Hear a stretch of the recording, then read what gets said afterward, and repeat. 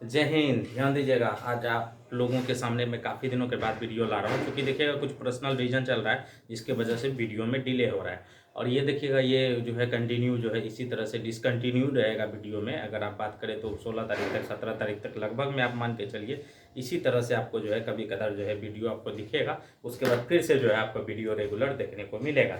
फिलहाल अगर हम बात करें तो देखिएगा हम लोग मोशन पढ़ रहे थे, और जो चैनल पर न्यू है लाइक चैनल सब्सक्राइब कर लीजिएगा, बेल आइकन को जरूर प्रेस कर लीजिएगा ताकि हर तरह का नोटिफिकेशन आपको मोबाइल पे मिलता रहे। देखिएगा हम लोग फर्स्ट लॉ के बारे में पढ़ चुके थे, फर्स्ट लॉ के बारे में हम लोग पढ़ चुके थे। फर्स्ट लॉ पढ़े न्यूटन का, उसके न्यूटन का हम लोग सेकेंड लॉ कर चुके हैं। अब देखिएगा हम लोग जो है न्यूटन का थर्ड लॉ करने वाले हैं। ध्यान से देखिएगा, थर्ड लॉ ऑफ न्यूटन। देखिएगा ये सब चीज़ जो है काफ़ी दिनों से हम लोग कंटिन्यू पढ़ते हैं, इसीलिए इसमें जो है ज़्यादा आपको दिक्कत नहीं होगा, ज़्यादा जो है आपको दिक्कत नहीं होने वाला है। याद रखिएगा, third law of Newton, third law of Newton याद रखिएगा। थर्ड लॉ ऑफ न्यूटन हम लोग करने वाले हैं, ठीक है। थर्ड लॉ ऑफ न्यूटन हम लोग काफ़ी, अगर आप ये कह लीजिए कि बचपन से हम लोग पढ़ते हैं, तो बचपन से कहने का मतलब ये है कि हम लोग 9th से ही हम लोग पढ़ना शुरू कर देते हैं न्यूटन्स लॉ के बारे में। तो इसमें जो है ज़्यादा कुछ हम लोग जो है ज़्यादा समय नहीं देंगे, बस समझेंगे और उसके बाद जो है आगे कंटिन्यू निकलने वाले हैं।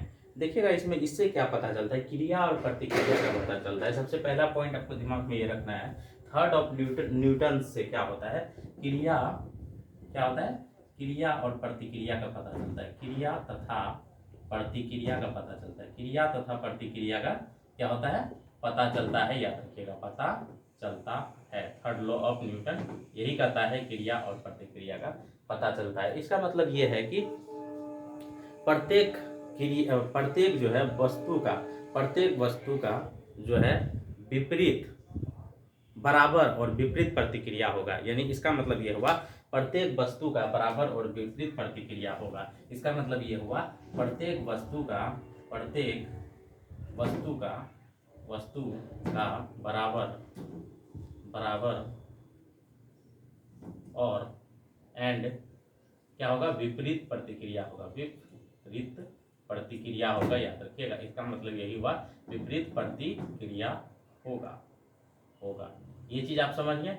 चलिए आइए आप समझते हैं, होगा। इसका मतलब ये हुआ कि किसी वस्तु को अगर हम फोर्स करते हैं, किसी वस्तु को अगर हम फोर्स देते हैं, तो वो भी वस्तु जो है क्या होगा, क्या होगा, विपरीत जो है हमको भी उधर से क्या करेगा, पुश करेगा। इसका मतलब ये हुआ कि कोई वस्तु, मान लीजिए ये कोई वस्तु है, ये कोई वस्तु है, ठीक है, और इसका फोर्स मान लीजिए F1 है और इसका फोर्स मान लीजिए F2 है। याद रखिएगा, इसका फोर्स मान लीजिए F2 है, और ये एक दूसरे से क्या हो रहा है, टकरा रहा है। ये क्या कर रहा है, एक दूसरे से क्या कर रहा है, टकरा रहा है।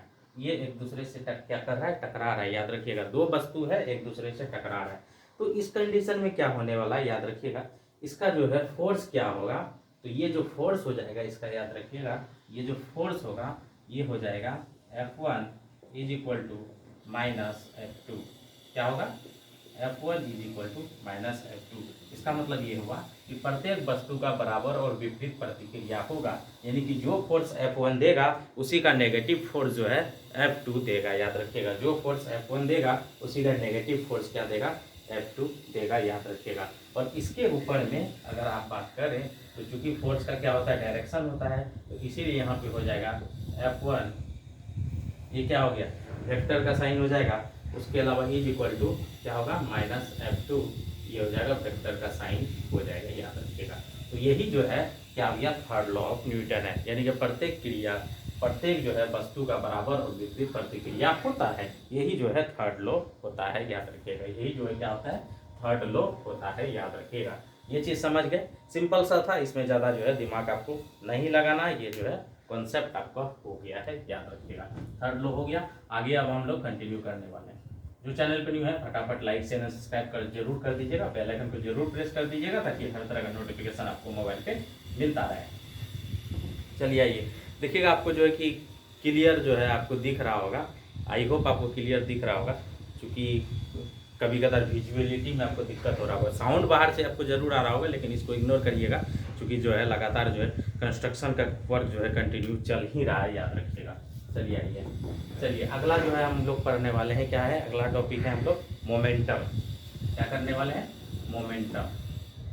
मोमेंटम, याद रखिएगा। मोमेंटम को क्या बोलते हैं? संवेग। क्या बोलते हैं? मोमेंटम को क्या बोलते हैं? संवेग बोलते हैं, याद रखिएगा। मोमेंटम क्या होता है? सबसे पहले मोमेंटम के बारे में हम लोग जानते हैं। मोमेंटम कुछ भी नहीं होता है। मोमेंटम जो होता है क्या होता है? वेग और जो है द्रव्यमान का गुणनफल होता है। मोमेंटम क्या होता है?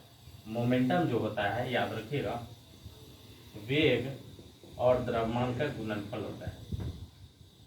वेग और द्रव्यमान का जो गुणनफल होता है वही मोमेंटम कहलाता है। वेग और द्रव्यमान का जो गुणनफल होता है वही मोमेंटम कहलाता है। किसी वस्तु का, तो इसको हम कैसे लिखेंगे? किसी वस्तु का सिंपल भाषा में, किसी वस्तु का द्रव्यमान तथा वेग का गुणनफल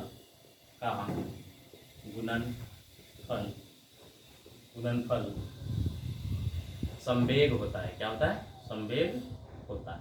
ये सिंपल सा आपको याद रखना है, संवेग होता है। आवेग और संवेग में कंफ्यूज मत होइएगा, नहीं तो जो है आपका दिक्कत हो जाएगा, याद रखिएगा। किसी वस्तु का द्रव्यमान तथा वेग का जो है गुणनफल क्या होता है? संवेग होता है। संवेग होता है। यहाँ पे देखिएगा समवेग, जहाँ भी वेग गुणनफल आपको दिखे तो आपको जो है सिंपल सा जो है आपको संवेग कर देना। वेग जिसमें आ रहा होगा आप समझ जाइए वो क्या है? संवेग है। जिसमें वेग आ रहा होगा क्या होगा? आप समझ जाइए वो जो है क्या है? क्या है? वो मोमेंटम है या फिर क्या है? संवेग है, याद रखिएगा।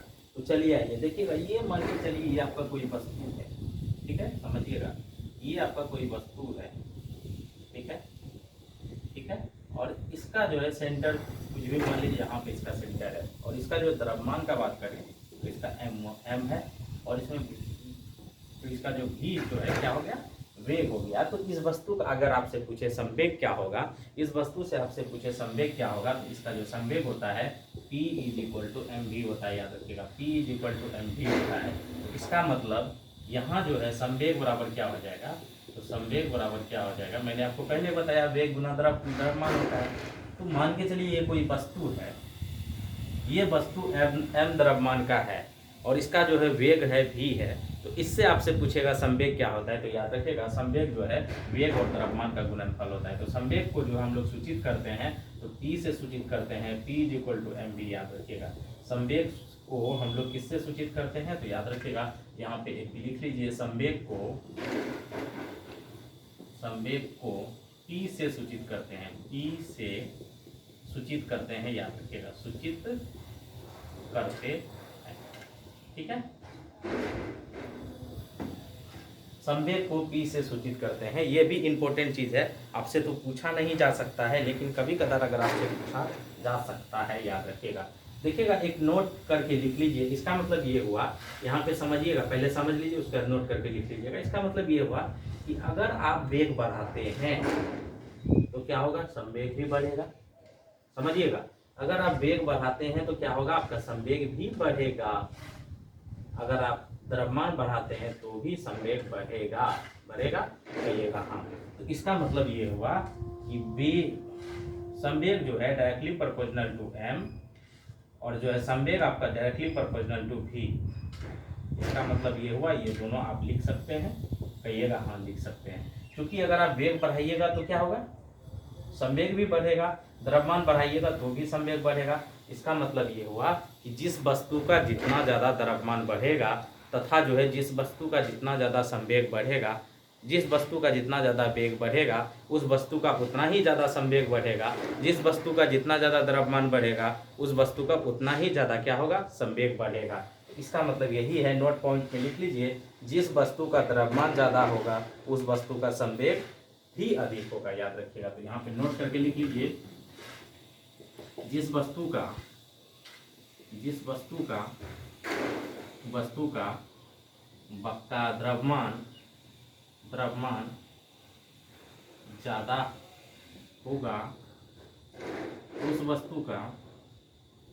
उस वस्तु का उतना ही ज़्यादा क्या होगा? ज़्यादा संवेग होगा, याद रखिए, उतना ही ज़्यादा क्या होगा? संवेग होगा, ठीक है, समझ गए। उसी तरह से नोट पॉइंट 2 में लिख लीजिएगा, जिस वस्तु का जितना ज़्यादा क्या होगा? लिख लीजिए, नोट 2.2 करके लिख लीजिए, यहाँ पे नोट 0.2 करके लिख लीजिए। जिस वस्तु का वेग जितना ज़्यादा होगा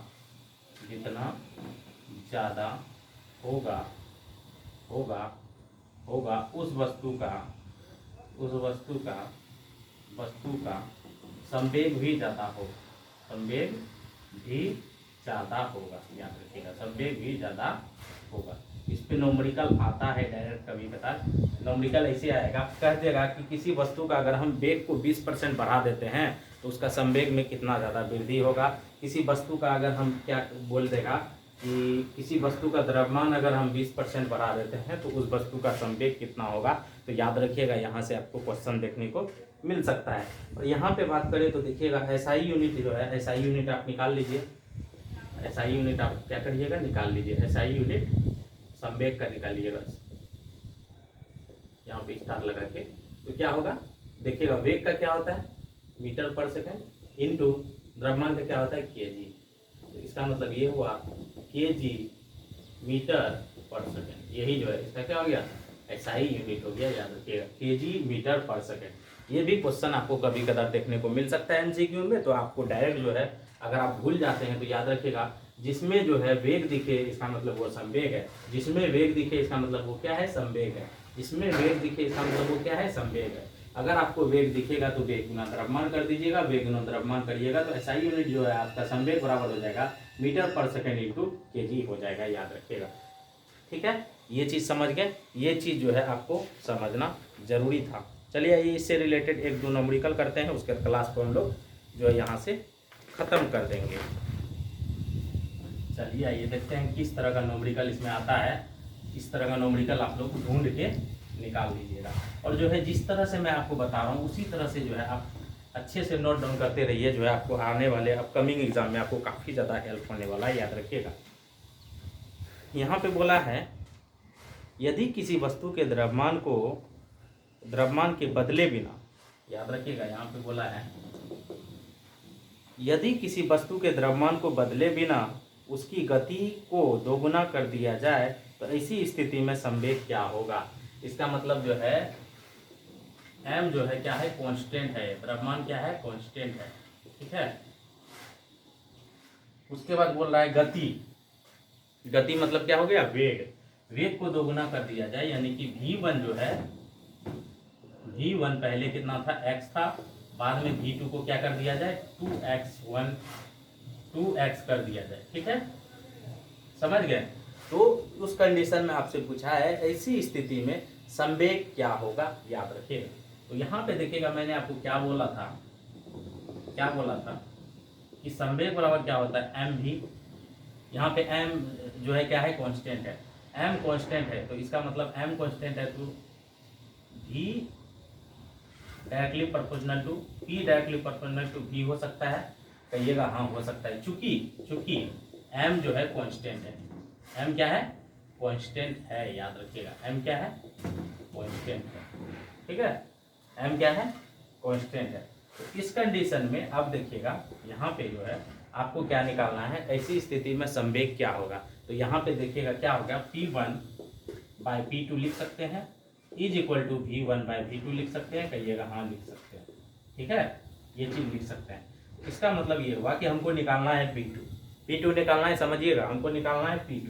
तो हमको P2 निकालने के लिए क्या करेंगे, तो यहाँ पे हमको P2 निकालना है, तो इसका मतलब P1 बाय इसको P2 कर लेते हैं डायरेक्ट, तो इसको आप करिए P2 is equal to V1 bye V2, और यहाँ पे जो है ये क्या हो गया, इसको इधर आएगा यानी V1 हो जाएगा नीचे, तो ये जो है V1 इंटू क्या हो जाएगा, ये चला जाएगा इधर, तो हो जाएगा P1 इंटू, यहाँ पे देखिएगा इधर से मल्टीप्लाई हो जाएगा और ये आ जाएगा नीचे, तो इसका मतलब हो जाएगा ये आपका V2 P1 बाय V1, ये हो गया P2 का वैल्यू। अब देखिएगा V2 का वैल्यू आपको रखना है, समझिएगा, यहाँ पे देखिएगा V2 का वैल्यू कितना है, तो V2 का वैल्यू जो है आपका कितना है 2x, और P1 का वैल्यू कितना है, तो P1 का वैल्यू जो है हमको P1 ही कर दिए, और यहाँ पे जो है V1 का वैल्यू कितना है x है, x कर दिए, काट दो।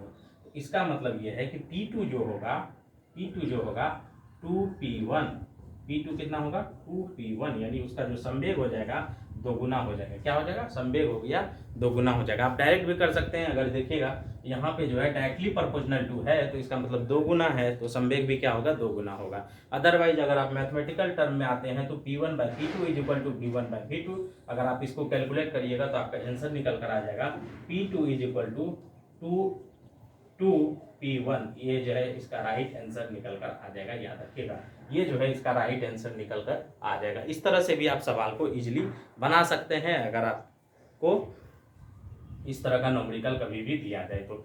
आई होप यहाँ से आपको चीज़ें समझ में आया होगा। आगे अब हम लोग जो है इम्पल्स करेंगे, आवेग को हम लोग करने वाले हैं। संवेग में आपको यही दिमाग में रखना है, सम हो रहा है, यानी कि दो चीज़ों का जो है आपको मल्टीपल करना है, जो है दो चीज़ों का आपको मल्टीपल करना है। किसी भी तरह से जो है आपको दिक्कत नहीं करिएगा। आपको संवेग जब भी आपसे पूछे तो सबसे पहले आपको जो है m/v याद दिमाग में रखना होगा। और आवेग का बात करें तो आवेग जो है, आवेग हम लोग जो है आगे का क्लास में कंटिन्यू करने वाले हैं। आवेग जो भी काफ़ी ज़्यादा इंपॉर्टेंट है, क्योंकि आवेग और संवेग में जो है कन्फ्यूजन काफ़ी ज़्यादा देखने को मिलता है। तो इसलिए जो है आगे का क्लास में हम लोग जो है आवेग को करेंगे और उससे रिलेटेड न्यूमेरिकल होगा तो हम लोग उसको भी करेंगे। आई होप आपको कुछ ना कुछ चीज़ें सीखने को मिला होगा। जो चैनल पे न्यू है लाइक शेयर एंड सब्सक्राइब कर दीजिएगा, बेल आइकन को जरूर प्रेस कर दीजिएगा ताकि हर तरह का नोटिफिकेशन आपको मोबाइल पे मिलता रहे। जय हिंद।